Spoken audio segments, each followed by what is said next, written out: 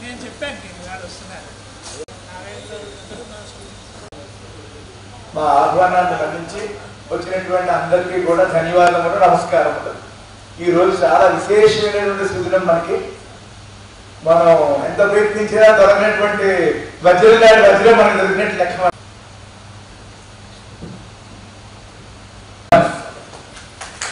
స్వరూపులైనటువంటి వారు భారతాత్మ ఆదర్శ వేదాధ్యాపక స్వాధ్యాయ రత్న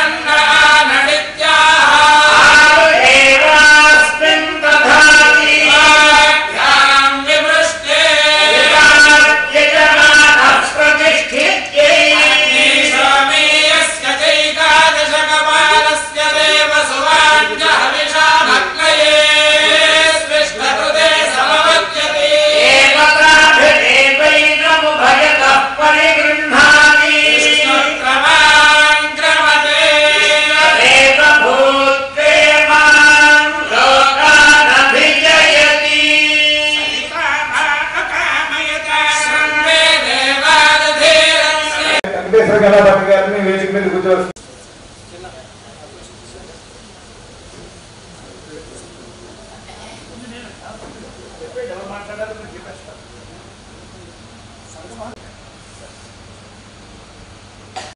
ఒక 5 నిమిషాలు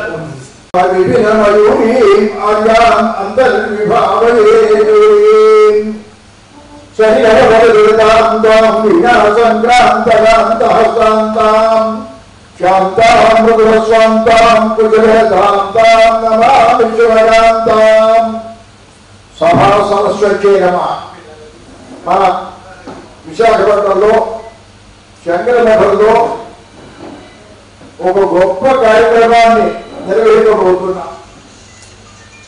బ్రహ్మశ్రీ ఉల్లవల్లి సీతారామచంద్ర ఘనపతి గారి చేత వేదాంత ప్రసంగ రహరి సప్తాహం చాలా చక్కనైనటువంటి కార్యక్రమం రూపొందించినందుకు శంకరమఠ కార్యవర్గాన్ని మొట్టమొదటిగా కృతజ్ఞతలు సమర్పిస్తున్నా.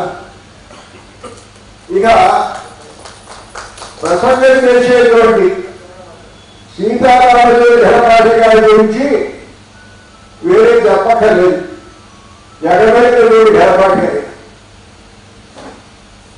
మాఘంలో శిశుపాన్ని సంహరించి వచ్చింది అని నారదుడు కృష్ణుడు చెప్పడం కోసం వస్తాడు. అప్పుడు కృష్ణుడు ఒక మంచి శ్లోకం చెప్పాడు, మాఘగా రక్షించాడు. అరక్షం సంప్రతి శుభం శుభకృతం శుభై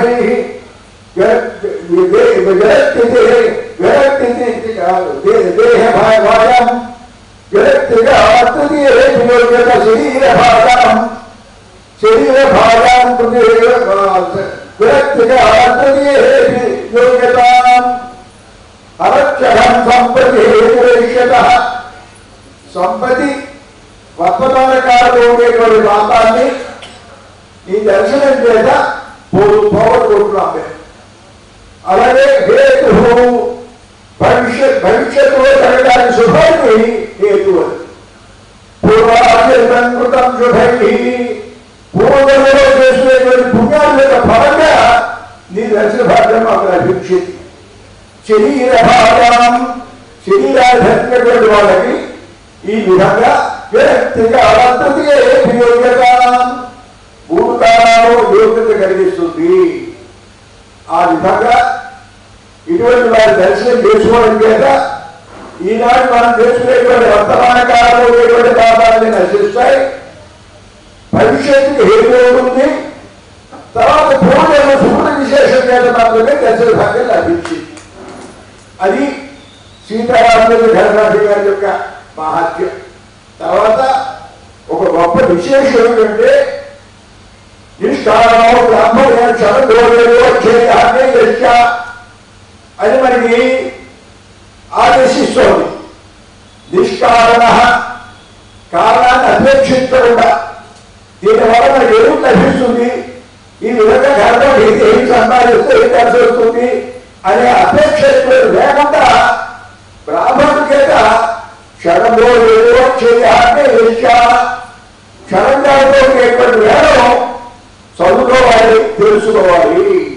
శిక్షా ఉత్తం దోషంతగా కల్పే క్షణాహుర్మనీషిణ శిక్షా వ్యాకరణం ఛందస్సు విరుద్ధం దోషం కల్పం వీటితో కూడినటువంటి వేదాన్ని అధ్యయనం చేయాలి.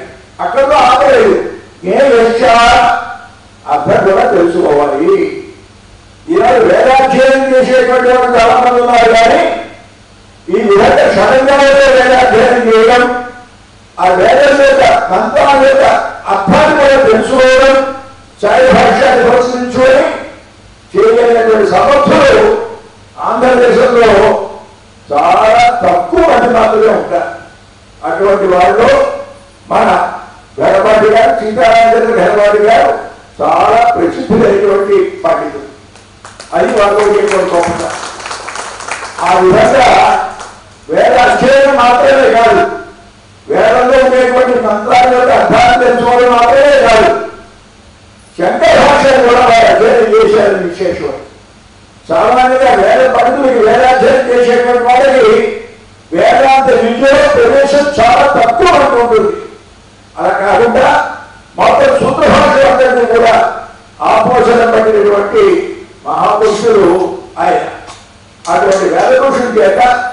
ఈ వాళ్ళు దర్శనాన్ని విషయాలు కొన్ని విషయాలు మనకు తెలియజేస్తారు. బాలకృష్ణ సభాయే నమః. వేదికను అలంకరించినటువంటి పెద్దలందరికీ నమస్కారములు. ఈరోజు చాలా పరమ పవిత్రమైనటువంటి సుదినము. మధ్యాహ్నం 3 గంటల దాకా ఉన్నటువంటి వాతావరణం మనందరికీ తెలుసును. అప్పటి నుంచి ఉన్నటువంటి వాతావరణం ఇప్పటిదాకా ఉన్నటువంటి విషయం మనం అనుభవలేక వైద్యము. ప్రత్యేకంగా సుదినము అని నేను అన్న మాటకి ఇంకా మీకు వేరే వివరించే అవసరం లేదు. ఇది ఈరోజు విశేషం ఏమిటంటే, ఈరోజు నుంచి ఇప్పుడు చెప్పారు శాస్త్రి గారు, వారం రోజుల వేదాంత ఉపన్యాసములు మన బ్రహ్మశ్రీ వేదమూర్తులు గుడపల్లి సీతారామచంద్ర గణపతి గారు బాబు గారు దేశంలోనే చాలా సుప్రసిద్ధమైనటువంటి పండితులు. వారి ఏదో 2 మాటలు నాకు తెలిసిన విషయాలు చెప్పాలి కనుక ఏదైనా కనుక ముందు ఉంటే ఏదైనా తప్పుడు పొరపాటు చేస్తే పెద్దలు మన్నించవలసింది ఆ ప్రార్థన. వారు గుండపల్లి ఆంజనేయ గణపతి గారి కుమారుడు. అంటే కొంతమందికి తెలియని వాళ్ళకి తెలియడం కోసం వివరంగా ఇస్తున్నాను. వారు నాయన గారు చాలా ఘనంగా వేదాధ్యత, చాలా గొప్పవారు, అందరికీ తెలిసిన వారు. వారి కుమారుడు వీరు సీతారామచంద్ర గణపతి గారు. ఘనాంతం సంరక్షణం పూర్వకంగా ఘనాంతం అధ్యయనం, మరి అలాగే వేదాంతము, వేదాంత శాస్త్రము. అలాగే వీరు సతారా వెళ్ళి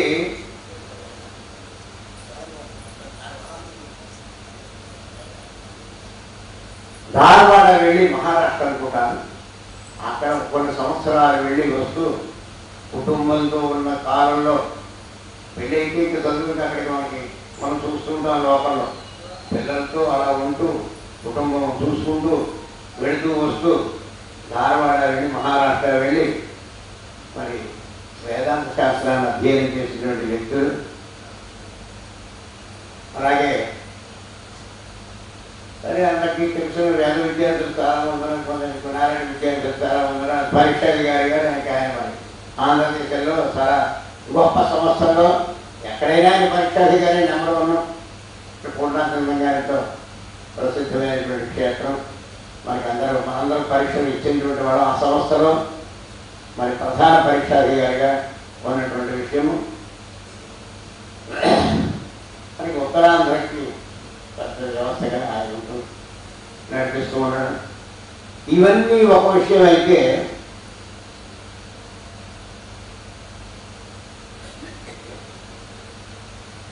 యజన యాజన అధ్యయన అధ్యాపన దాన ప్రతిగ్రహణ ఏవో 6 విషయాలు చెప్పారు.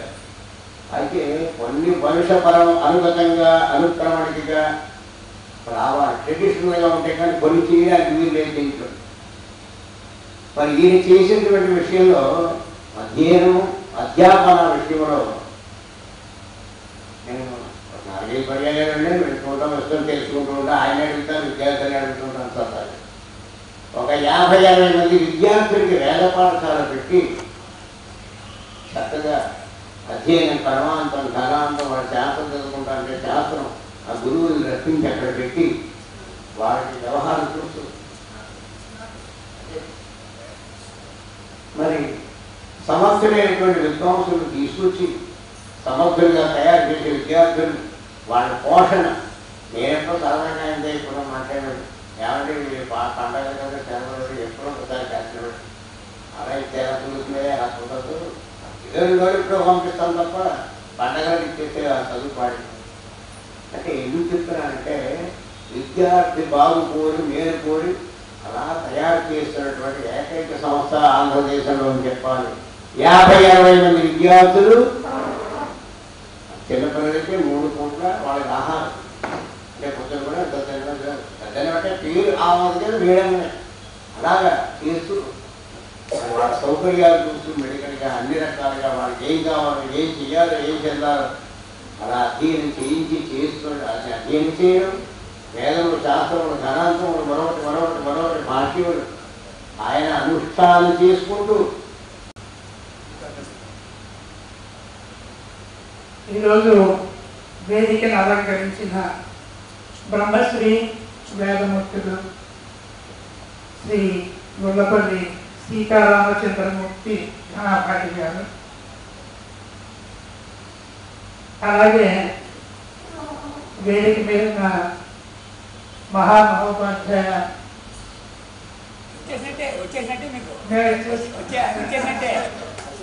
సుబ్రహ్మణ్య శాస్త్రి గారు, వెంకటేశ్వర ఘనాపాటి గారు, భీమశంకర ఘనాపాటి గారు, సభకు ఇచ్చేసిన విశాఖ పుర ప్రముఖులు, ఇతర వేద పండితులు, మా కార్యవర్గ సభ్యులు అందరికీ నా నమస్కారాలు. ఈరోజు ఈ సభా వేదిక మీద కూర్చున్నందుకు నాకు అర్హత ఏమిటి అని ఆలోచిస్తే దీని మీద ముగ్గురు ఘనాపాఠులు కూర్చున్నారు, ఒక మహామహోపాధ్యాయులు కూర్చున్నారు.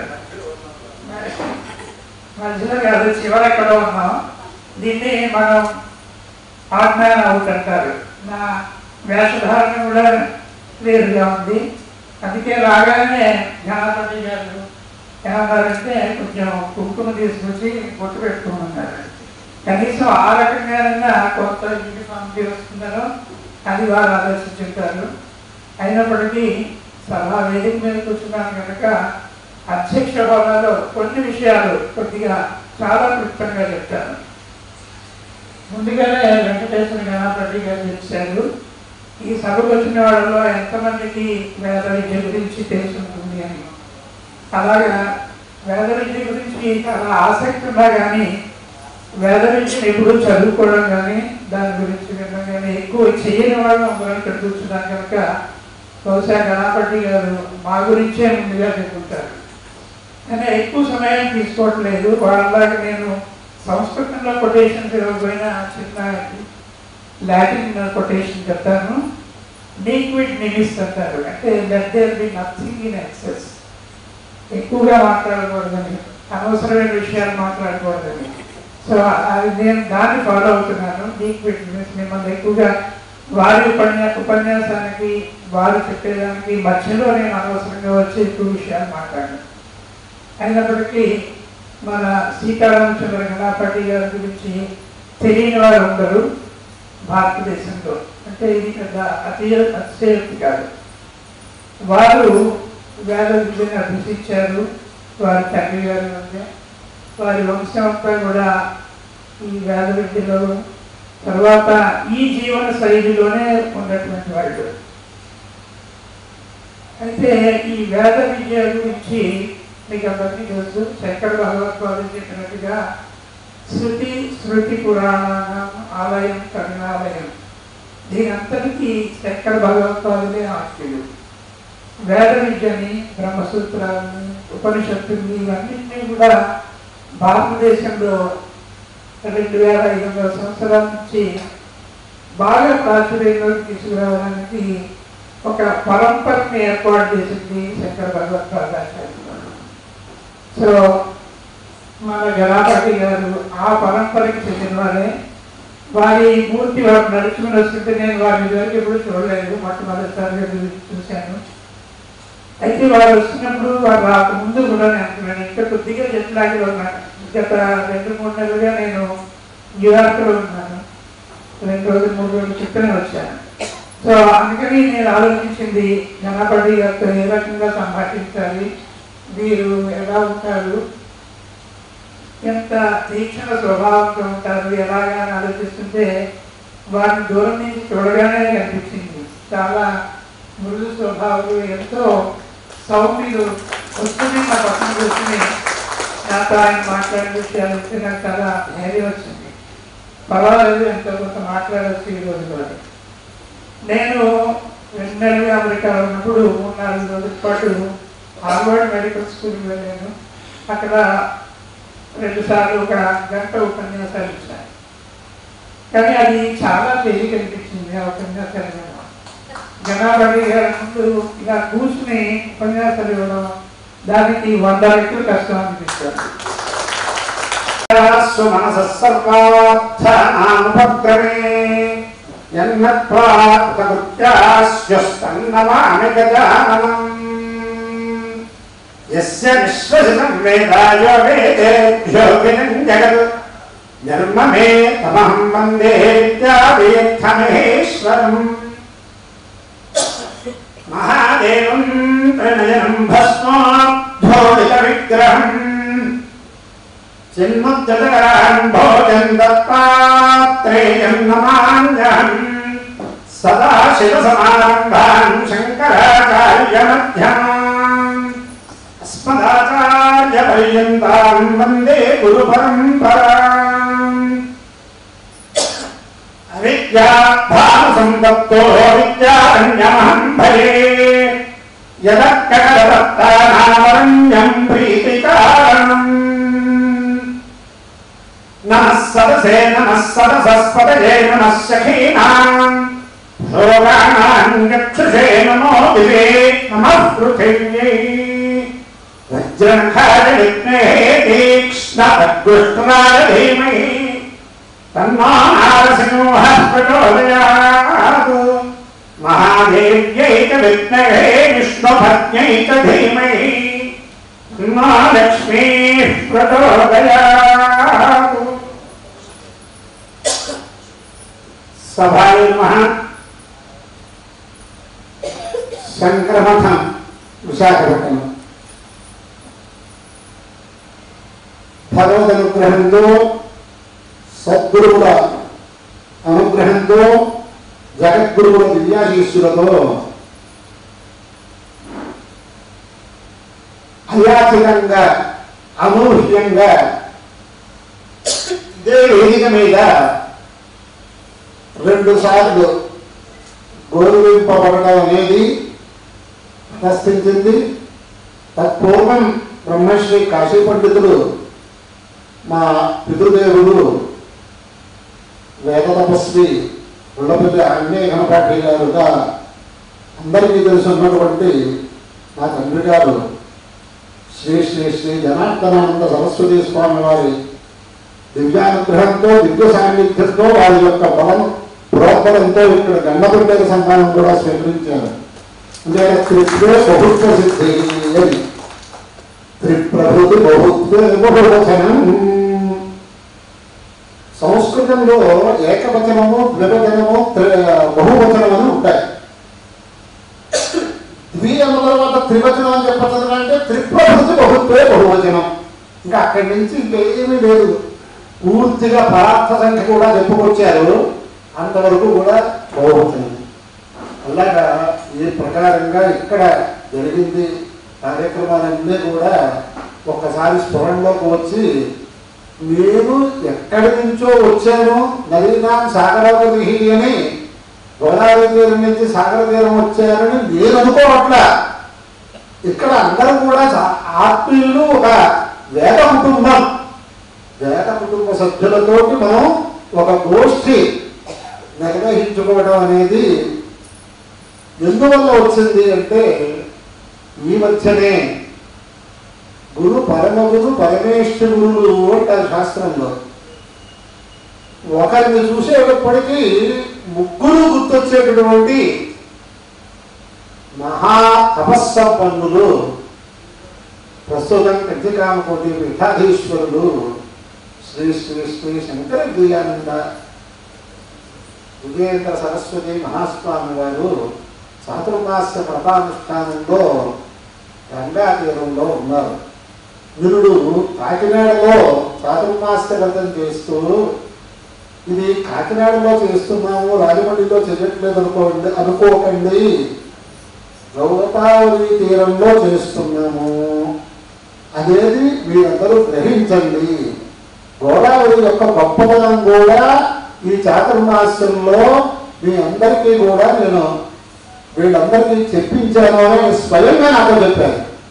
కానీ తర్వాత ఈ సంవత్సరం ఎక్కడ ఉంటాయి చాతుర్మాస్య అనుష్ఠానములు అని అనుకున్నట్లయితే, మరి ఎప్పుడైతే రాజమండ్రికి ఇటువైపు ప్రాంతాలలో చేశారు కాబట్టి గంగా గోదావరిలో మధ్యదేశీ అని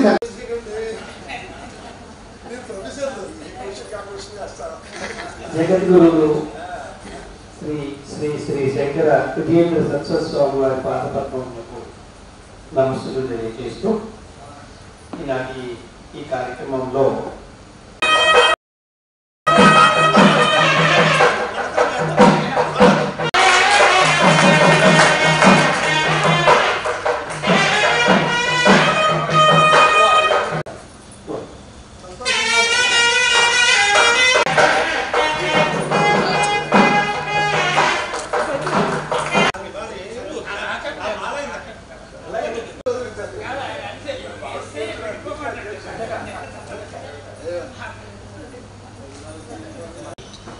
దృశ్యాలతో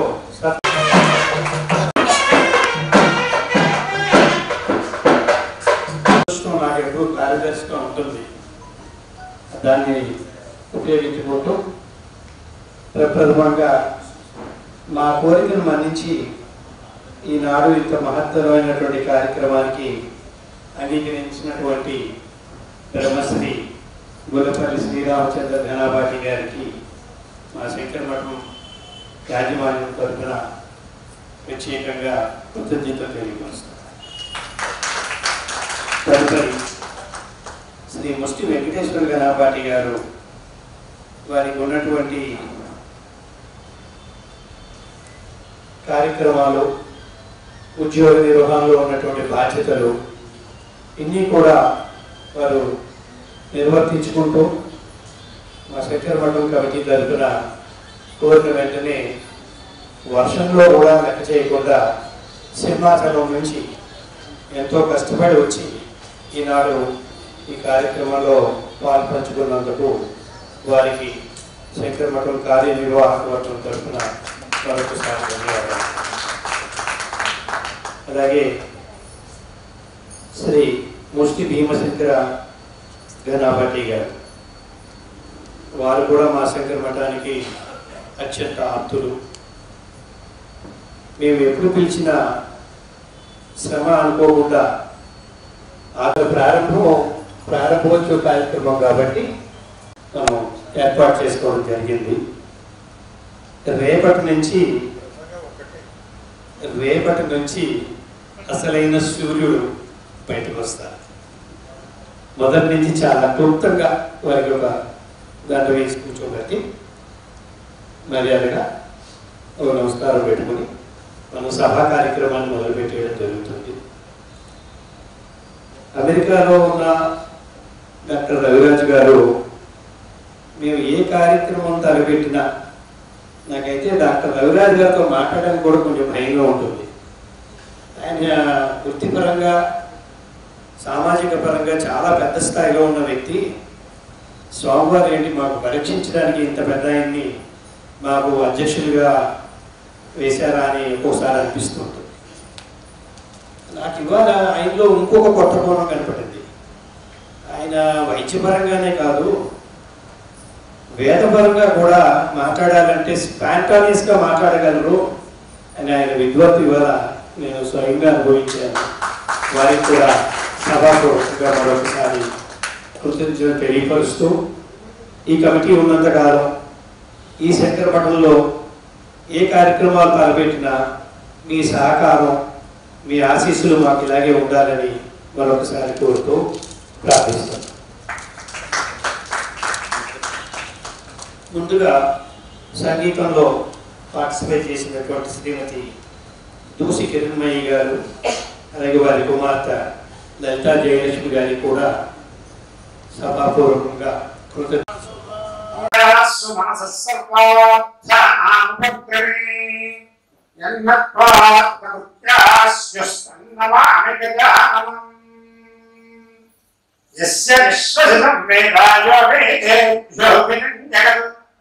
నిర్మమే తమహం వందే విద్యావేత్తమహేశ్వరం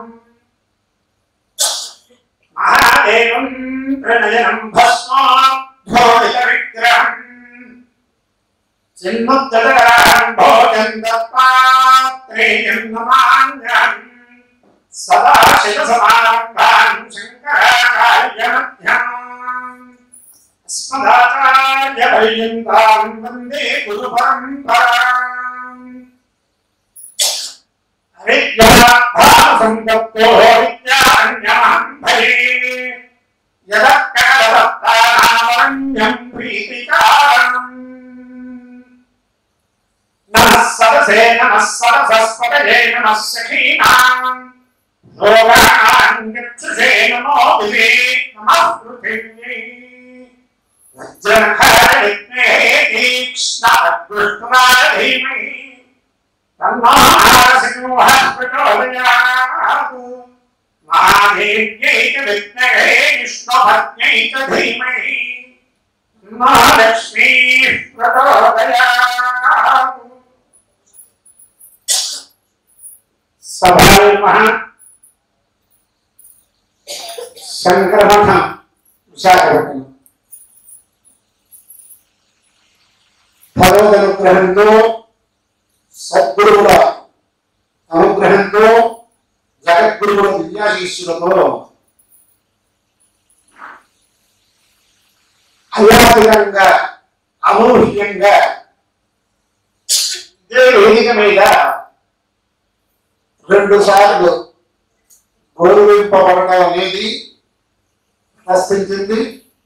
తత్పూర్వం బ్రహ్మశ్రీ కాశీ పండితుడు మా పితృదేవుడు వేద తపస్వి ఉండపల్లి ఆంజనేయ ఘనపాఠి గారుగా అందరికీ తెలుసున్నటువంటి మా తండ్రి గారు శ్రీ శ్రీ శ్రీ జనార్దనానంద సరస్వతి స్వామి వారి దివ్యానుగ్రహంతో దివ్య సాన్నిధ్యంతో వారి యొక్క బలంతో ఇక్కడ గండపల్లి సంతానం కూడా స్వీకరించారు. బహుత్వ సిద్ధి త్రిప్రభృతి బహుత్వం. సంస్కృతంలో ఏకవచనము ద్వివచనము బహువచనము ఉంటాయి. వీళ్ళ తర్వాత త్రివచనం అని చెప్పచ్చు అంటే త్రిప్రభృతి బహుత్వే బహువచనం. ఇంకా అక్కడి నుంచి ఇంకేమీ లేదు. పూర్తిగా పరార్థ సంఖ్య కూడా చెప్పుకొచ్చారు. అంతవరకు కూడా బహువచనం. అలాగా ఈ ప్రకారంగా ఇక్కడ జరిగింది. కార్యక్రమాలన్నీ కూడా ఒకసారి స్ఫురణలోకి వచ్చి నేను ఎక్కడి నుంచో వచ్చాను, నదీనాం సాగరవతి అని గోదావరి తీరం నుంచి సాగర తీరం వచ్చారని నేను అనుకోవట్లా. ఇక్కడ అందరూ కూడా ఆత్మీయులు ఒక వేద కుటుంబ సభ్యులతో మనం ఒక గోష్ఠి నిర్వహించుకోవడం అనేది ఎందువల్ల వచ్చింది అంటే ఈ మధ్యనే గురు పరమగురు పరమేశ్వరుడు అంటారు శాస్త్రంలో. ఒకరిని చూసేటప్పటికీ 3 గుర్తొచ్చేటటువంటి మహా తపస్సంపన్నులు ప్రస్తుతం కృతికామకోటి పీఠాధీశ్వరుడు శ్రీ శ్రీ శ్రీ శంకర దివ్యానంద విజయేంద్ర సరస్వతి మహాస్వామి వారు చాతుర్మాస్య వ్రతానుష్ఠానంలో గంగా తీరంలో ఉన్నారు. గురుడు కాకినాడలో చాతుర్మాస్య వ్రతం చేస్తూ ఇది కాకినాడలో చేస్తున్నాము, రాజమండ్రిలో చేయట్లేదు అనుకోకండి, గోదావరి తీరంలో చేస్తున్నాము అనేది మీరందరూ గ్రహించండి. గోదావరి యొక్క గొప్పదనం కూడా ఈ చాతుర్మాస్యంలో మీ అందరికీ కూడా నేను వీళ్ళందరికీ చెప్పించాను అని స్వయంగా నాకు చెప్పాను. కానీ తర్వాత ఈ సంవత్సరం ఎక్కడ ఉంటాయి చాతుర్మాస్య అనుష్ఠానములు అని అనుకున్నట్లయితే మరి ఎప్పుడైతే రాజమండ్రికి ఇటువైపు ప్రార్థానంలో చేశారు కాబట్టి గంగా గోదావరిలో మధ్యదేశీ అని సంకల్పం చెప్పుకున్నారు. అదే కొవ్వూరు వెనక్కి అటువైపు పశ్చిమ తీరంలో వెళ్తే గోదావరికి కృష్ణా గోదావరిలో మధ్యదేశీ అంటారు. కొంతమంది కృష్ణా తీరంలో జరుగుతాయి అనుకుంటే ఆ గంగా ఇక్కడ నుంచి స్మరించినా మనకి సర్వ పాపాలు పోగొడుతుంది. పుష్కర సంవత్సరం గంగా గంగేతిలో ముచ్యతే సర్వపాపేభ్య విష్ణులోకం సగచ్చతి అని లోకం కోసం, ప్రపంచ శాంతి కోసం మరి ఆయనకి కామాక్షి దేవి వారి గురువులు పరమ గురువులు పరమేశ్వర గురువులు ప్రేరణ చేశారో తెలియదు. కాశీలో పెట్టారు. కాశీలో విశేషంగా అనుష్ఠానం చేస్తున్నారు. వారు బ్రహ్మహత్రయాగాన్ని ముక్కామంలో చేసినప్పుడు ఒక సప్తాహం వేదాంత గోష్ఠి ఇవన్నీ లభించాయి. బ్రహ్మహత్రం అని పేరు. మహాస్వామి వారు పెద్ద స్వామి వారు నడిచే దేవుడు జగద్గురు చంద్రశేఖరేంద్ర సరస్వతి మహాస్వామి వారు ఎప్పుడో చేయించినటువంటి ఆ గ్రామంలోనే చెయ్యాలని చెప్పి అప్పుడు నాకు కొన్ని ఉపదేశాలు స్వయంగా చేశాను. ఏమండి పెద్దవాళ్ళు అవుతున్నారు, లోకంలో కొంచెం విప్లవం వస్తుంది, మీరు ఇంట్లో అనుష్ఠానం చేస్తున్న అవసరమైనప్పుడు బయటికి వచ్చి మీకు ఉన్నటువంటి విజ్ఞానాన్ని బయటికి చెప్పాలి అని ఆదేశం చేశారు. ఆ ఆదేశాన్ని నేను పరిపాలించగలను అనుకోలేదు. కానీ చిత్రంగా ఆయన అన్న మాటలు చాలా విశేషంగా ఆలోచిస్తే అవును కదా, మనం ఎవరికైనా చెప్పడానికి ప్రారంభిస్తే మనకంటే విద్యులు ఉన్నప్పుడు వాళ్ళు ఏదైనా అడిగితే మనకి తెలియకపోతే తెలుసుకునేనా మనం చెబుతాం.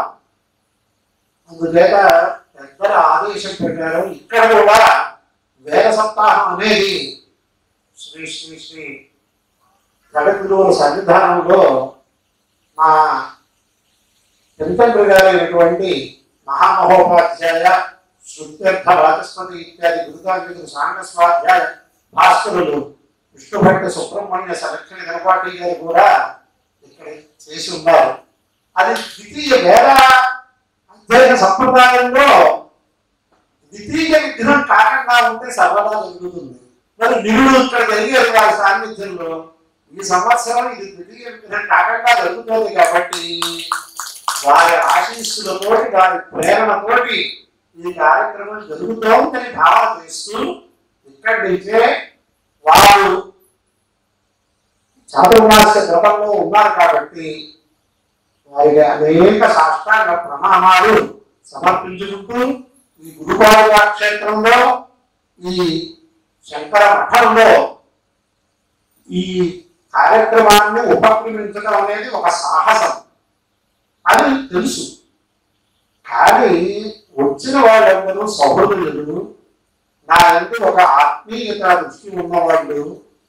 అలాగే మా వేదుల సుబ్రహ్మణ్య శాస్త్రి గారు బ్రహ్మశ్రీ సుసర్ల సూర్యనారాయణమూర్తి గారు కార్యదర్శిగా ఉన్నప్పుడు నాకు ఇక్కడ జరిగినటువంటి సన్మానంలో సన్మానపత్రం వారు రాసి సమర్పించారు.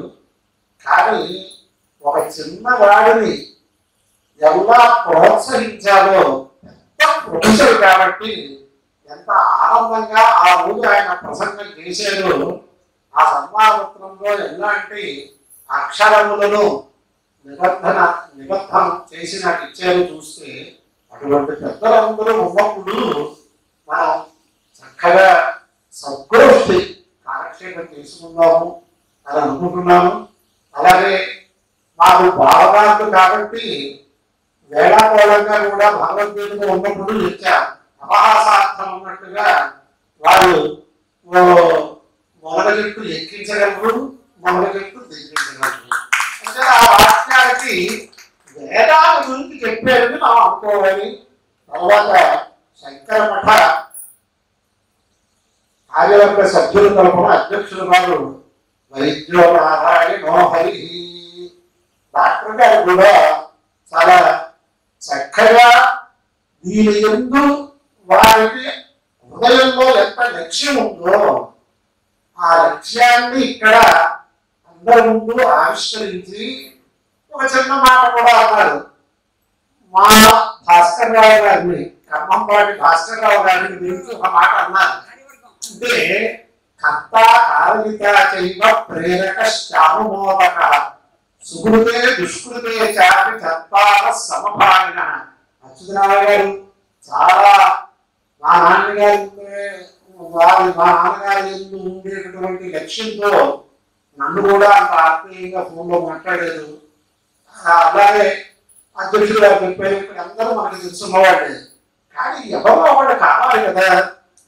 అందుచేత ఆ విషయంగా ఇక్కడ ఒకరు ప్రతిపాదించి ఒకరు ఆమోదిస్తేనే భాగం వస్తుంది అంటే, దీంట్లో ఇవాళ మనం ఒక మంచి కార్యక్రమంలో ఉన్నాము అని పెద్దలు చెప్పారు కాబట్టి దీంట్లో అహంకారం మమకారాలకి తాము లేదు. ఎప్పుడు కూడా సాహిత్యము ఇవి కూడా పురాణములు కొంత ప్రసంగ దృష్టితో ఉంటాయి, వేదం ఆదేశ దృష్టితో ఉంటుంది ప్రభు. అందుచేత ఆలంకారికులు సాహిత్యానికి దానికి చెప్పే లక్షణాలు చాలా ఉన్నాయి. అందుచేత ఆ ప్రకారంగా దీంట్లో మనందరం కాలక్షేపం చేద్దాం. ముఖ్యంగా మొట్టమొదటి చిన్న మనవి చేసే ఉపన్యాస కార్యక్రమంలోకి వెళ్ళిపోతాను. ఇక్కడ నేను చెప్పేటటువంటి ఉపన్యాసంలో ఎవరికి ఏ సత్యములు వచ్చినా వారికి నిజంగా శంకలు ఉంటే సమాధానాలు సరిపోతాయని అనుకుంటాను. కానీ వారి శంకకి వారే ఒక సమాధానాన్ని నిశ్చయించుకుని వారికి కావలసినట్లు చెప్పకపోతే వీరికి ఏమీ తెలియదు అనుకునేస్తుంటే కొంతమంది నాకు పరిచయం అవుతూ ఉంటారు. అది ఒక వైద్య ప్రముఖుల దగ్గరికి వెళ్ళి వారికి మనం చూపించిన తర్వాత నాకు ఈ మందు ఎందుకు రాసిపోలేదు అని అడిగినట్టుగా ఉంటుంది అన్నమాట. మనం ఇవాళ అధ్యక్షుడు వారు వైద్యుల దగ్గరికి వెళ్ళి మన యొక్క ఇబ్బంది చెప్తే వారు దానికి కావాల్సినటువంటి పరిష్కారం చూపిస్తారు. కానీ మీ లెక్కడపాటు మీద ఈ మందు రాసివ్వండి అంటే ఆ వైద్యుడు కనుక రాసిస్తే ఇటువంటి వృద్ధ వైద్యుడు ఒప్పుకుంటారా? నయాలు వెళ్ళిపో అని అంటారు కదా. అందుచేత ఎటువంటి పరిస్థితుల్లో నేను చెప్పే దాంట్లో ఎవరికి మాత్రం శంక ఉన్నా ఇంకా ఇక్కడ నేను సాయంత్రం వచ్చి ఇక్కడ అనుష్ఠానం చేసుకుని సాయంత్రం కార్యక్రమంలో వస్తాను. ఎవరు లేచిందైనా సరే మీరు అక్కడ వస్తే నేను మాట్లాడతాను. ఆ వచ్చిన సంశయం సభలో కూడా చెప్తే కొంతమంది ఉపయోగిస్తుందంటే తర్వాత వెళ్ళిపోవచ్చు. కానీ సభలో మధ్యలో మాత్రం ఏదైనా కనుక ప్రసంగమే మనకు చెప్తారు. అనంత శాస్త్రం బహువేదితవ్యం అల్పశ్చకాలో బహవశ్చ విఘ్నా యత్సారభూతం తదుపాసితవ్యం హంసో యథా క్షీర విభాంబు విశ్రం. ఇవాళ ఈ కార్యక్రమం ప్రారంభ సమావేశాన్ని చేయడం కోసమే అంతా అయిపోయింది. వాళ్ళు ఏం చెప్పారు అనుకుంటే అల్పారంభ క్షేమకరాన్ని సత్యనారాయణ వాక్యం ఇచ్చారు. ఎక్కువ మొదటి రోజు అన్నప్రాసంలోనే ఆవకాయ కాకుండా కొంచెం చిన్నగానే ప్రారంభిస్తే బాగా ఉంటుంది. అందుచేత ఆ ప్రకారంగా అదిగా నేను అమలు చేస్తున్నాను. ఇంకా వేదం గురించి తెలుసుకుంటే ఏమిటి ప్రయోజనం? మామూలుగా కొన్ని విశేషమైనటువంటి పురాణ ఘట్టాలు భాగవతంలో కొన్ని విశేష విషయాలు అది విన్నట్లయితే చాలా విశేషమైనటువంటి భాషృతి కనిపిస్తుంది. భాగం చరిత్రనండి, ఇంకోటనండి, సీతాకళ్యాణ ఘట్టమనండి, ఒక్కొక్కటి కనుక ఇంట్లో ఉంటే విన్నట్లయితే ఆ విన్నందువల్ల ఇంత ఫలం ఉంటుంది అని కూడా దాంట్లో వాక్యాలు ఉంటాయి. ప్రయోజన వాక్యాలు, భాషృతి వాక్యాలు. ఇదేమిటండి ఈ వేదం వల్ల ఏమొస్తుందండి, ఈ వేదం ఉంటే ఏం తెలుస్తుందండి, ఇదేమన్నా ఫలం ఉందా అది అనుకోవచ్చు కొంతమంది. ఎందుచేత దీని విషయం తెలియదు కాబట్టి. కానీ కొంచెం ఆలోచన చేస్తే మనం ఏ హోమం చేసినా మోదుగా దొరకదు, పలాస సరిహద్దు వాడుతూ ఉంటాం. ఉపనయనం అయినప్పుడు కూడా పలాస దండం అని బ్రహ్మచారి ఒక దండం ఇస్తారు. అనేక చెట్లు ఉన్నాయి కదా, అనేక చెట్లు ఉన్నప్పుడు ఈ మూడుగు చెట్టు కొమ్మ ఎందుకు తీసుకురావాలి? దానికి పర్ణ వృక్షమని, పరాశ వృక్షమని, బ్రహ్మ వృక్షమని దానికి పేరు. అంటే కొంచెం తెలుసుకుంటే మనం ఎందుకు ఈ విషయాలు వినాలో మనకే తెలుస్తుంది. దేవాలయ బ్రహ్మన్నదంతా తత్పన్న ఉపాసనాలు సుశ్రవాలైనామా అనుకుంటారు. ఇప్పుడు మనం బ్రహ్మ విచారణ చేస్తున్నాము అంటే బ్రహ్మ అంటే ఏమిటి అర్థం? అంటే బ్రహ్మ బ్రహ్మల, లేకపోతే బ్రహ్మ విష్ణు మహేశ్వరుడు ఉండే బ్రహ్మ, లేకపోతే బ్రహ్మ విష్ణు మహేశ్వరుడు కూడా మూలభూతమైనటువంటి హిరణ్యగర్భ ప్రజాపతి, ఆ హిరణ్యగర్భ ప్రజాపతికి మూలమైన వ్యక్తమైనటువంటి పరబ్రహ్మ స్వరూపమా? ఏమి తెలుస్తుంది మనకి? మనకేదో బ్రహ్మాన్ని అనుకోవచ్చు. సృష్టి స్థితి లయకట్టలలో ఒకటిగా ఉన్నటువంటి చదరొక ప్రజాపతి అని అనుకుంటాం. కానీ ఇంతమంది గురించి చెప్పేటటువంటిది ఏమిటి? వేదం. తేన ఋషిణ తేన బ్రహ్మణ తయా దైవతయా నిరస్వత్వాసీత అని కాటకేయుల ప్రథమంలో కొన్ని విశేషాలు ఉంటాయి. అక్కడ తేన ఋషిణ తేన బ్రహ్మణ అంటే ఏ మంత్రాన్ని ఏ మహర్షి ఆ పరమాత్మ దివ్యానుగ్రహంతో సాధించారో ఆ ఋషితోటి ఆ బ్రహ్మ అంటే మంత్రము అని ప్రతిపారు. అంటే ఇప్పుడు బ్రహ్మగోష్ఠి, బ్రహ్మ విద్యాగోష్ఠి అంటే వేద విద్యాగోష్ఠి కాదండి. వేదాంతం ఏంటంటే వేదానికి చివరి భాగమే వేదాంతం. అంతేగాని వేదం వేరు వేదాంతం వేరు కాదు. అందుచేత ఈ బ్రహ్మ గోష్ఠి ఇక్కడ ఉండేటువంటి ప్రయోజనం ఎవరికి వచ్చిందో మనం ముందు తెలుసుకుంటే మనకి ఎటువంటి ప్రయోజనం వస్తుందో ఎవరికి కూడా ఊహించుకోవచ్చు. దేవతలందరూ కూడా ఈ పరబ్రహ్మల సంవాదాల గురించి ఈ బ్రహ్మ విచారణ చేస్తున్నారు. చేసేటప్పటికి చేసే సమయంలో ఎక్కడో అక్కడ కూర్చోవాలిగా.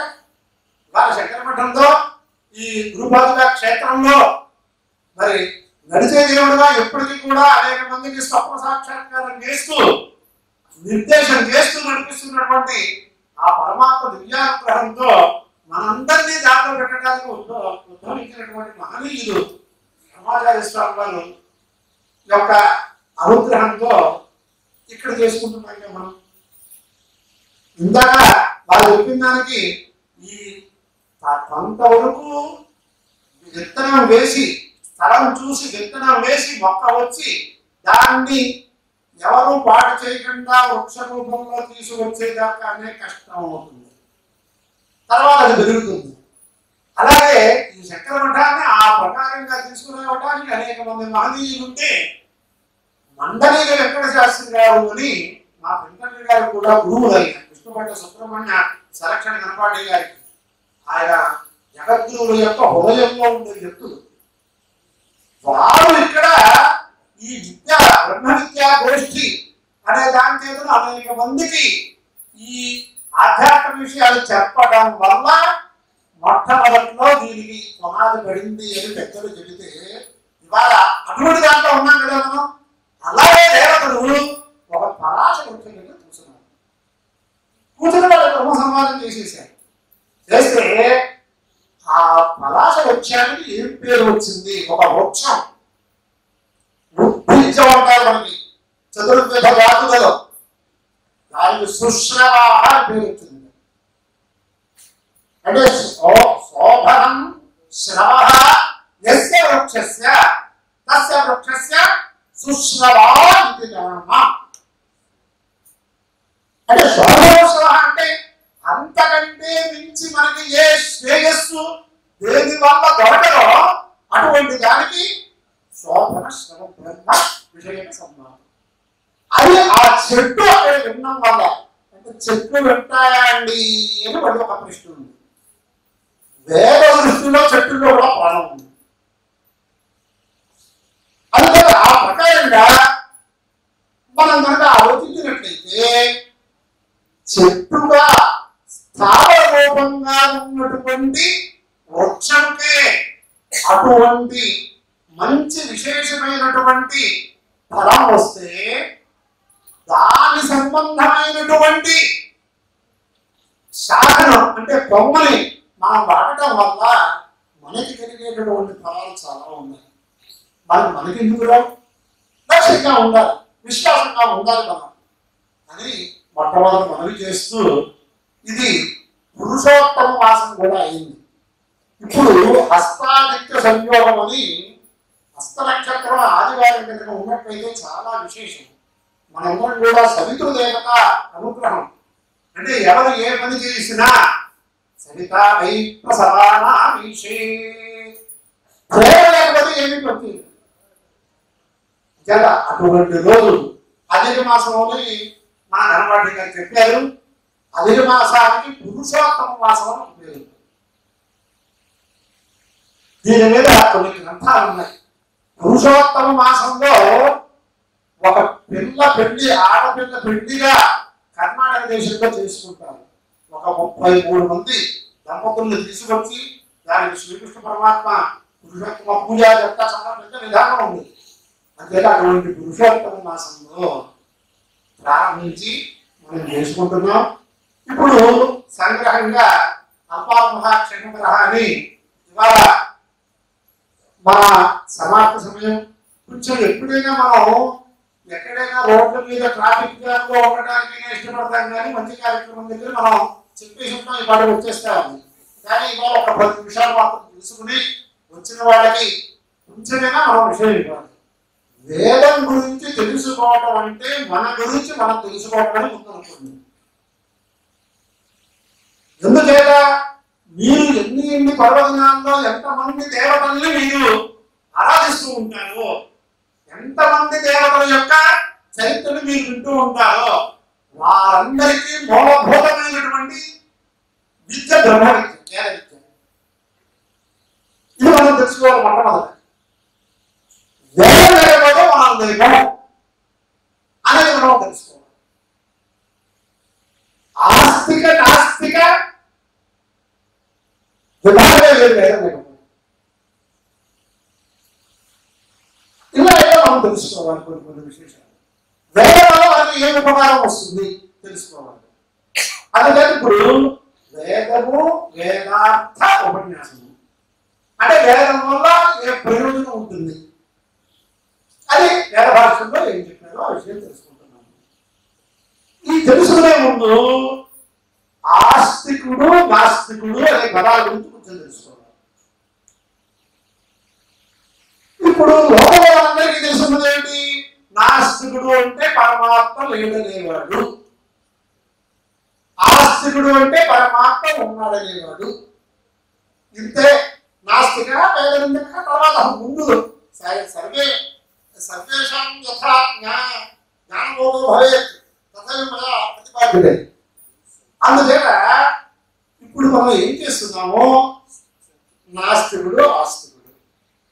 సరే, చిత్రంగా ఎవరా మా వైద్య ప్రముఖులు కూడా ఉన్నారు కాబట్టి నేను ఇటువంటి ఏదో నేనేదో చాలసంగా మాట్లాడుతున్నా నా మాటలు అంటే కొంతమందికి ఇష్టం ఉండి చెప్పే చోట ఒక చోట ఆస్తికుడు కంటే నాస్తికుడు కంటే నాకు ఇష్టం ఉంది అని అన్నాను నేను.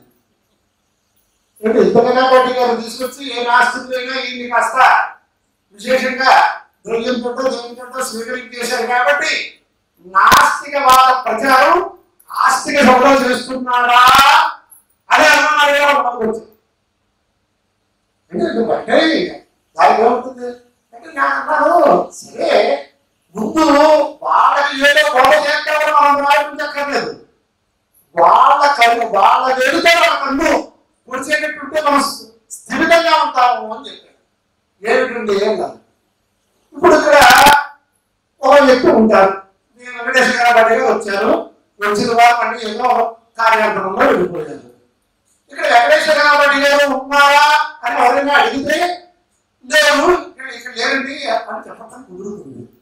అంటే ఉన్నవారిని లేదని చెప్పడం కుదురుతుంది కానీ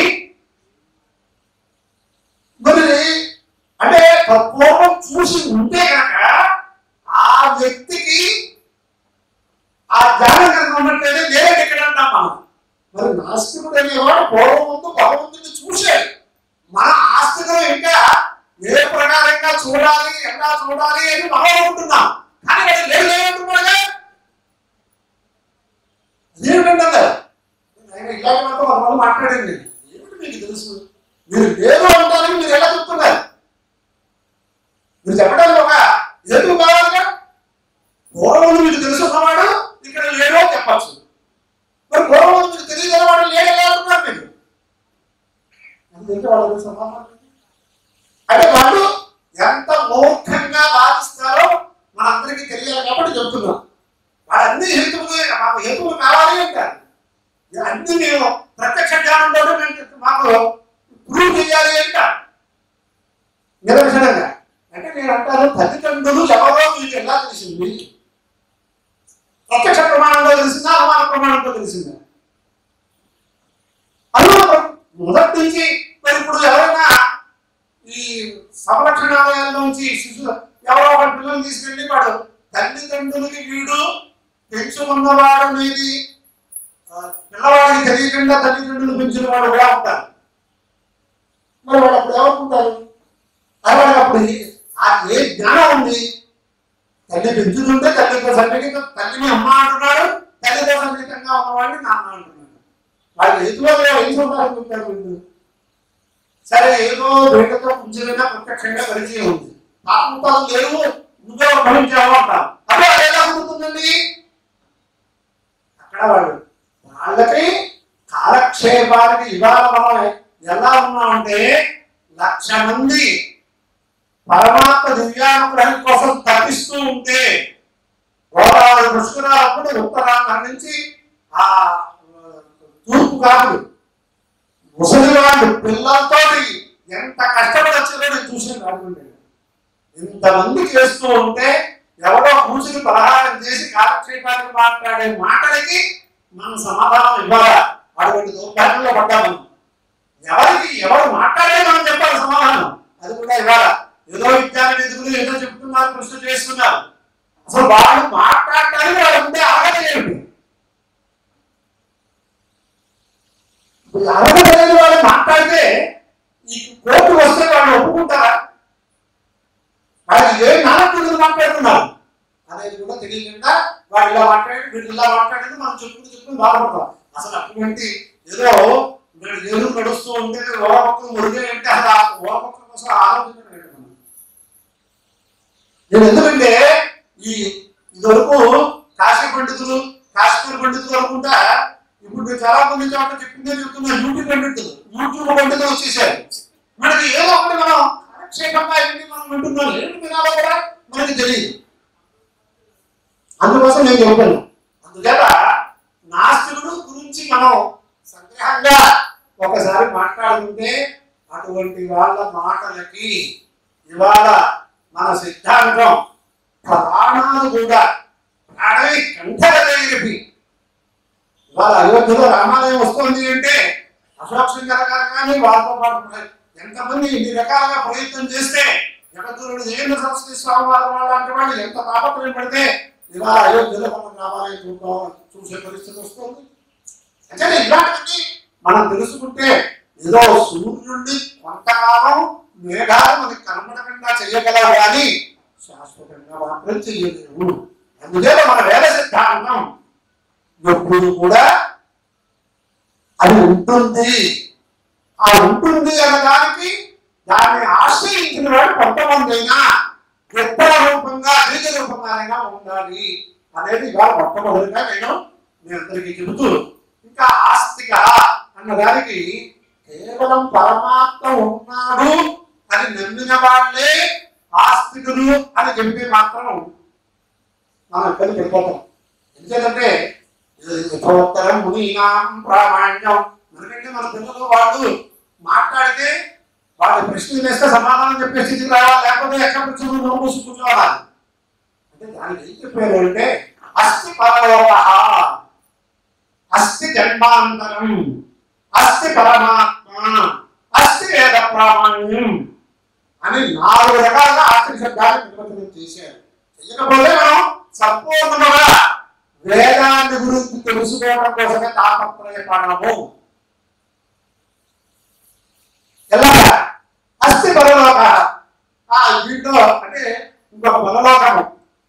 స్వర్గలోకం అవ్వచ్చు, నరకలోకం అవ్వచ్చు, పాతాళలోకం అవ్వచ్చు, సుతరలోకం అవ్వచ్చు, ఇంకా ఏదైనా అవ్వచ్చు. లోకం ఉంది. అయ్యా మేము కూడా లోకంలో ఈ కంప్యూటర్లు ఉపగ్రహాలు వచ్చిన తర్వాత మాకు తెలిసిందని లోకాలు ఉన్నాయండి. దానికి మనకు సంబంధం ఏమిటి? అస్థి జన్మాంతరం. మనం ఇవాళ ఈ చార్వాకులు వాళ్ళు చెప్పినట్లుగా ఈ జన్మ ఒకటే శాశ్వతం అనేది కాదు మన సిద్ధాంతం. నేను ఇదే సందర్భంలో పెద్దలు ఉన్నారు కాబట్టి ఒక చోట కాకినాడలో ఒక ఆయన పేరు ఉప్పునూరి వారి అబ్బాయి హార్ట్ డాక్టర్ వారి ఇంట్లో వేద సభ చేస్తుంటే నేను ఇంకా అభిమానం వెళ్తే నేను అన్నాను ఆ సభలో, మీ వైద్యులే మా శాస్త్రాన్ని మూలాధారం అండి అన్నాను. అంటే ఏమిటి అన్నాను? దేహ బాధమే మోసం అంటారు చాలా వారు. దేహ భిన్న జీవ అస్థివ. ఈ శరీరం ఏంటంటే భిన్నుడైనటువంటి ఆత్మ స్వరూపుడుగా ఉన్నటువంటి వాడు ఉన్నాడా లేదా అనేది తెలియాలి అంటే మీ యొక్క సహకారంతో అందరికీ తెలుసుకోమండి అన్నాను. వాటి అంటే ఏమిటి అన్నారు? ఎవరు ఎంత వయస్సు వచ్చి వెళ్ళిపోయినా ఒక వైద్యుడు వచ్చి అక్కడికి మీరు కింద పెట్టేయండి అంటే కానీ కుదరదు కదా.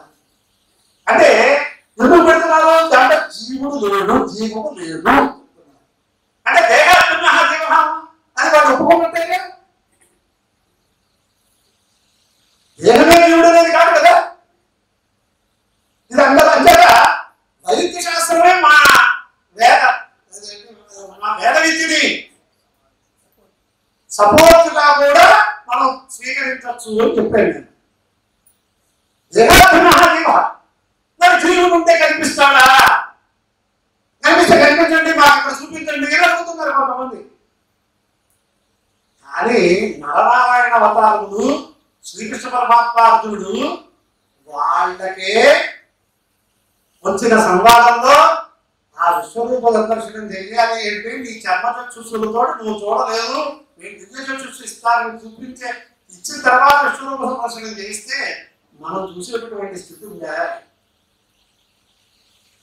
ఇవాళ నేను ఇక్కడ ఎవరున్నారు, నేను ఒక్కడే ఉన్నాను అనుకునేవాడు కూడా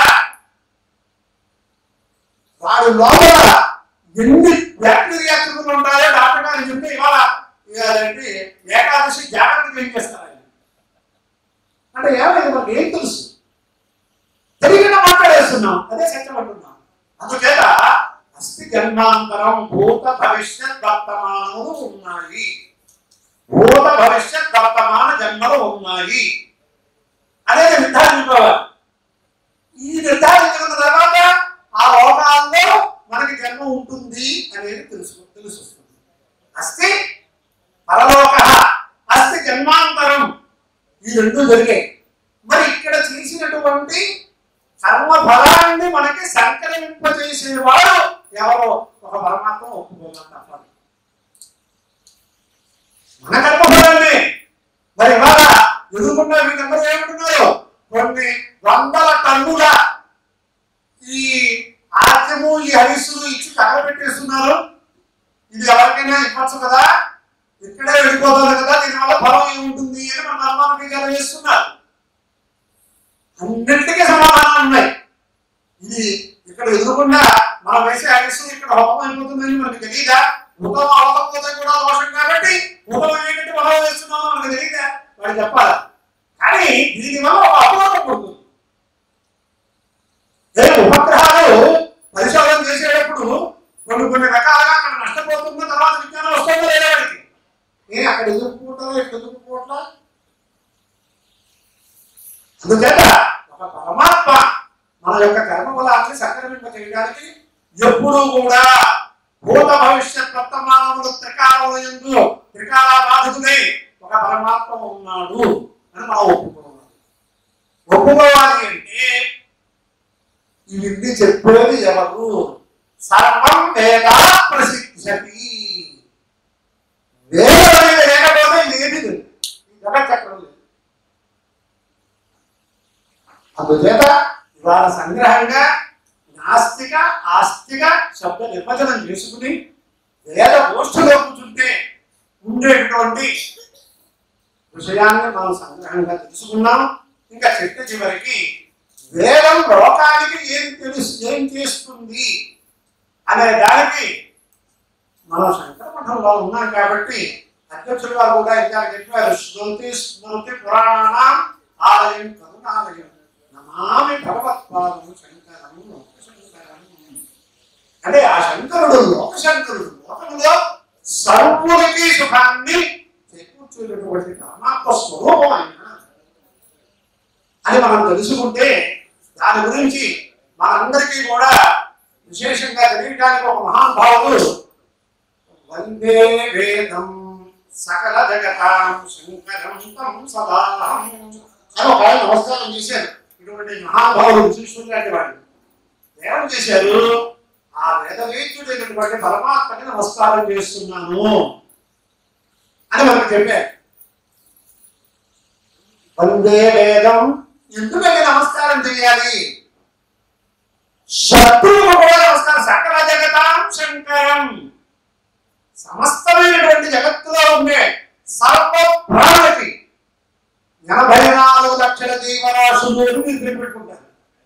అండపిండ బ్రహ్మాండం అంటారు, చతుర్దశ భవం అంటారు.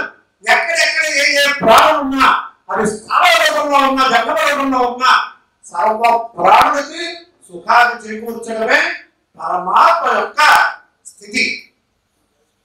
ఆయన స్థితి కల్పించాలంటే సర్వ ప్రాణులకి చేస్తారు. అంతేక సకల జగతాం శంకరం వేదం సదా ఉంది.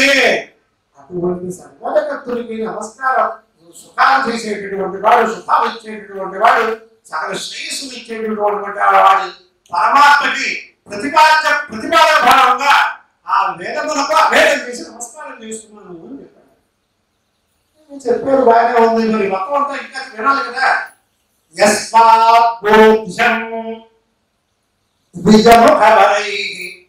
ధర్మజాతం సమస్తం. ఇవాళ లోకంలో ధర్మ శబ్దం నిర్వచనం నేను తీసుకుంటాను. ధర్మం అంటే తెలియదు కానీ నువ్వు చెప్పే మాట చివరికి రిక్షా వాడు కూడా నువ్వు చెప్పేది ధర్మంగా లేదంటాడు. యాభై వచ్చిన వాడు కూడా ధర్మం చేయమంటాడు. ఆ ధర్మం అంటే ఏమిటి? వేరేన ప్రయోజనం దృష్టికి దిగిన అపరాధం. వేదము చేతనే తెలియబడింది. అందుకని ఇక్కడ ఏమంటున్నారు, మరి వీళ్ళందరూ కూడా బోధన చేస్తున్నారు అంటే పెద్దలు మహర్షులు మహానుభావులు, వాళ్ళకి వేదం లేకపోతే, శృతి స్మృతి పురాణాలు లేకపోతే వాళ్ళు ధర్మాన్ని ఎలా చెప్తారు? వాడి మహానుభావులే చాలా మేధావులు. మీరు లౌకికంగా తీసుకున్నా, పారమార్థికంగా తీసుకున్నా, శంకరభగవత్పాదాచార్య వాళ్ళు అనేక మంది మహనీయులు అవతరించారు. లౌకికంగా అందరినీ కూడా సంరక్షించడానికి ఉద్భవించినటువంటి రమణ మహర్షి గారు, రామకృష్ణ పరమహంస, వివేకానంద ఇలాంటి వాళ్ళు కూడా తెలుగులో సర్చ్ చేస్తారు. యస్మాత్ప్రోధ్యం ద్విజముఖరై ధర్మజాతం సమస్తం. ధర్మాధర్మ విచారణ వాళ్ళు చేయాలంటే తెలుగులో చేస్తారు. యస్మాత్మీయం నిఖిల చితచత్వస్తు బీజం మహస్తం. ఇంకా మనకి లౌకికంగా కానీ పారలౌకికంగా కానీ ఏది మనకి నిత్యానిత్య వస్తు వివాహం తెలిసి ఉన్న తర్వాత విరాగం కలిగిన తర్వాత దీని గురించి మనం తెలుసుకుని ఎప్పుడూ కూడా మహావాక్యాలు చెప్పడం వల్ల రాదు. మహాబ్రహ్మాస్మి ఇత్యాది వాక్యాల వల్ల ఆ స్థాయికి రావాలి కదా. ఇవాళ ఏం చేస్తున్నాం అంటే ఒకడేమో వేదాంతం ఏమి చేయక్కర్లేదు, కర్మ చేయక్కర్లేదు అని వాడు చెప్తున్నాడు సమాధానం. ఒకటేమో కర్మకాండం చేయండి, ఇవాళ మహాప్రవచనాలని చెప్తున్నారు. ఏం చేస్తాడు వీడికి చెయ్యక్కర్లేదని వాడు గొప్పవాడు మనకి. కానీ ఒక వైద్యుడు దగ్గరికి వెళ్ళకుండా, ఒక గురువు దగ్గరికి వెళ్ళకుండా రోగం ఎప్పుడు జరగదు. ఇవాళ కొంతమంది ఈ మొక్క వేసుకుంటే మీకు అసలు ఈ ఆకు వేసుకుంటే మీకు అయిపోయింది అంటున్నారు. వీడు రాని వృత్తి మీరు ఒప్పుకుంటారు వైద్యుడు. అందుచేత ఎవరికైనా సరే అనారోగ్యం వస్తే వైద్యుడు ఎలా కావాలో ఇక్కడ వేదాంత తత్వాన్ని ఇవ్వాలి అంటే ఆ వైదిక వాంగ్మయం ఉండాలి. యస్మాత్ జ్ఞేయం యస్మాత్ ఘోషం అంటే కర్మకాండ ఆచరించడానికి, అంటే కాండోపయోగవాక్యాలు కర్మ బ్రహ్మస్వరూపుణి అంటే కర్మకాండ స్వరూపాన్ని కానీ జ్ఞానకాండ స్వరూపాన్ని కానీ దానికి బోధ కావాలి, దీనికి జ్ఞానం కావాలి. యస్మాత్ వేద విజ్ఞానాత్ జ్ఞేయం నిఖిల చేతవస్తు బీజం మహస్త అని దేనికైనా వేదమే చెప్పి చిత్త చివరికి ఏం చెప్పాను అంటే యస్యాధీతి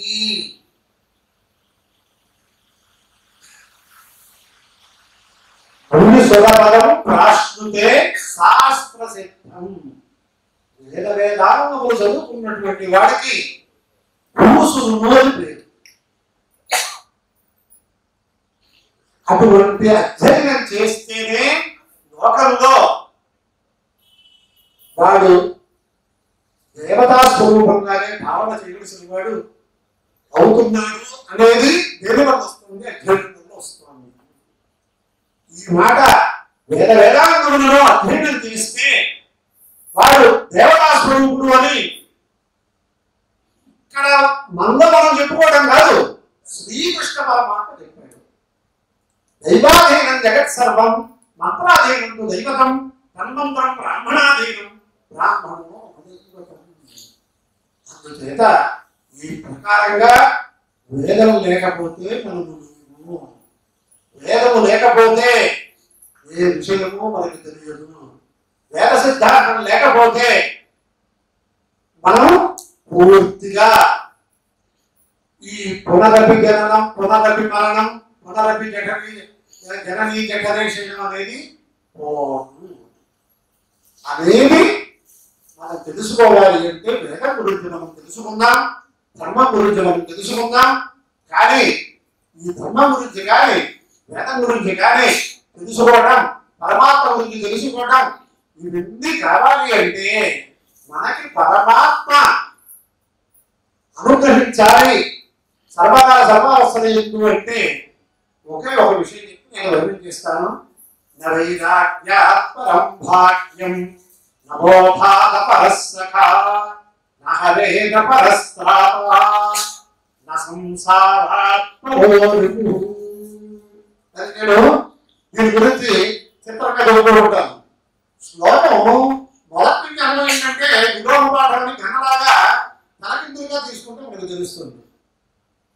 మనం దేని ఎందైనా ఎలా ఎందుకు ప్రవర్తిస్తామో అని అన్నట్లయితే ఒక శత్రుడు ఒక మహాసర్పము అక్కడ ఉంటే ఆ సర్పం యొక్క భయం వల్ల దాని నుంచి మనం ఎలా రక్షణ పొందాలి అని మనం అనుకుంటాం.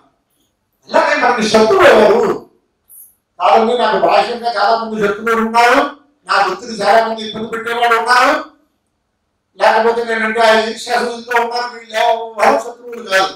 ఈ శత్రువులు ఎందుకు పుట్టుకొచ్చారు? ఈ సంసారం వల్ల పుట్టుకొచ్చారు. ఇక సంసారం అంటే స్త్రీ పురుష సంసారం కాదు, జనన మరణ ప్రవాహ రూపమైనటువంటి సంసారం. అంటే పునరపి జననం పునరపి మరణం. అంటే ఇందాక చెప్పుకున్నాగా దేహాభిన్న జీవ అస్తి అని అన్ని తర్వాత మనం వివరించుకుందాం. ఈ ప్రకారంగా మనం చెప్పుకున్నట్లయితే ఇప్పుడు మనకి శత్రువు అంటే ఎవరు? బాహ్య శత్రువులు కాదు, ఈ జనన మరణ ప్రవాహ రూపమైన సంసారం అనే శత్రువు అనేది మనం నిర్ధారించుకోవాలి. ఎవరికి వాళ్ళు నాకు శత్రువు లేడు, నేను అందరికీ ఐక్యరాజ్య సమితి ప్రెసిడెంట్ని, లేకపోతే అందరికీ కల్లో నాలుగుని అనుకుంటే అది లౌకికం. మనకి సర్వకాల సర్వావసరంలో ఒక శత్రువు ఉన్నాడు అంటే ఈ సంసార రూపమైన శత్రువు అనేది ముందు మనం నిర్ధారించుకుంటే శత్రువు ఉన్నాడు అంటే ఆ శత్రువు నుంచి ఎలా కాపాడాలి? కళలో వచ్చింది, ఆ కళలో నుంచి ఎలా నివృత్తి పొందాలి? అనారోగ్యం వచ్చింది, ఎలా నివృత్తి పొందాలో ఆలోచిస్తాడు జీవుడు. అప్పుడు నా హరేక పరస్త్రాప, ఆ పరమాత్మ కంటే ఈ సంసారాల నుంచి రక్షించేవాడు ఎవరు లేరు. అంటే అది ఎలా తెలిసిందండి మీకు? అంటే ఇప్పుడు మహనీయుడు ఈ వైదిక వాంగ్మయాన్ని వేద విజ్ఞానాన్ని బోధ చేయడం తెలిసింది కాబట్టి మనకి స్నేహితుడు అంటే ఎవరు అంటే సర్వకాల సర్వావస్థలందు మనం ఎట్టి పెట్టుకునేవాడు స్నేహితుడు అనుకుంటాం. కానీ ఏ స్నేహితుడైనా వాళ్ళకు ఉండే వ్యక్తిగతమైన కార్యక్రమాలు, వాళ్ళకు ఉండే ఆయుధాలు, ఇదివరకు నాకు ఇలా ప్రాణ స్నేహితులు ఉండేవాడిని అనేవాళ్ళు కూడా ఉంటారు కదా. ఇక్కడ మనకి సర్వకాల సర్వావస్థలందు ఉపకరించాలి అంటే బోధ, వేదశాస్త్ర బోధ అనే స్నేహితుడు కంటే వేరే ఇంకో స్నేహితుడు ఉంటుంది. దేనికైనా సమాధానం చెబుతుంది బోధ. బోధాత్ అపరస్యక. ఇవన్నీ తెలుసుకోవాలి అంటే కొంచెం మనం లౌకిక విషయాల్లో వైరాగ్యం రావాలి. అదే భాగ్యం. లౌకికమైన భాగ్యాలు మనం వేస్తూనే ఉంటాం, బయట పెడుతూ ఉంటాం, విద్య పెడుతూ ఉంటాం, క్షేత్రాలు కొంటూ ఉంటాం, ఇవన్నీ లెక్క వ్యవహారంలోనే ఉంటుంది. వైరాగ్యాత్పరం భాగ్యం. మన శంకర భగవత్పాదాచార్యులు వారు అంటారు పుత్రాదభి నరభాగాంభీతి అన్నారు మాట. వాడి పుత్రుడు సంస్కారవంతుడు కాకపోతే వీడిని కృష్ణార్పణం చేసేనా ఇప్పటికీ మనం పేపర్లు చూస్తూనే ఉంటాంగా. పుత్రాదభి నరభాగాంభీతి. ఈ భాగ్యాలు భాగ్యాలు కాదయ్యా, వైరాగ్యం. వైరాగ్యాత్పరం భాగ్యం. అందుచేత మనం ఆ పరమాత్మ దివ్యానుగ్రహంతో వేదశాస్త్ర బోధ వల్ల వైరాగ్యంతో ఈ సంసారం అనే శత్రువుకి దూరమయ్యి సర్వకాల సర్వావస్థల యందు పరమాత్మలో ఏకీభావాన్ని, జీవబ్రహ్మైక్యాల సంధానాన్ని పొందేటటువంటి భాగ్యం కోసం కొంతవరకు మనం ఈ 40 రోజుల్లో ప్రయత్నం చేసుకుందాము అని చెబుతూ ఈ ఉపన్యాసాన్ని ప్రారంభ ఉపన్యాసం అనుకోండి, ప్రథమ దిన ఉపన్యాసం అనుకోండి. ఎందుకంటే ఎప్పుడు కూడా ఎవరు వృద్ధులు జ్ఞానంలో ఉంటే అప్పుడే చెప్పడానికి కొంచెం ఆనందం కలుగుతుంది. నేను చెబుతూ ఉంటే మా సుబ్రహ్మణ్య శాస్త్రి గారు ఆయా వాక్యాలు చెబుతున్నారంటే ఆయనకి లోపల తీర్థం అయిపోయి మనం అనకంటే ఇవాళ వృద్ధుడు వస్తే ఎలా చూడలో కూడా మనకి తెలియదు. ఓం ప్రాణా పుత్రావంతి యోగ స్థలిరాగతే ప్రత్యుత్థాభివాదాభ్యాం పునఃస్థానం ప్రతిబింబతే. ధనవృద్ధులు వయోవృద్ధులు మనకి వచ్చినట్లయితే ధనవృద్ధులు వస్తే మనం చేస్తాం, ధనాధికులు వస్తే యోగం వాళ్ళు వచ్చేస్తారు. లేకపోతే మన కార్యక్రమాలకు మనకి వాటితో సంబంధం లేకపోయినా, ఎక్కువ వాళ్ళు ఇచ్చే ధనంతో మన అవసరం లేకపోయినా మన కార్యక్రమాలు ఉపకరిస్తారు అని ధనవృద్ధులు వస్తే మనం చాలా జాగ్రత్తగా చూస్తాం. కానీ వయోవృద్ధులు ధనవృద్ధులు చూడబోతుంది శాస్త్రం. ఇక్కడ ఏం చెప్పింది అంటే మనలో ఉండేటటువంటి ఆ ప్రాణవాయువులు అంటే ఆ దేవతల యొక్క ప్రేరణ ఎలా ఉంటుందంటే ఓర్ధం ప్రాణ చిత్రావంతి యోగ స్థలిరాగతే. ముసలివాడు అక్కడికి వచ్చినట్లయితే తక్కువ వయసు వాడు ఉన్న ప్రాణాలు అలా గాలి కొట్టుకుంటాయి. అవి మళ్ళీ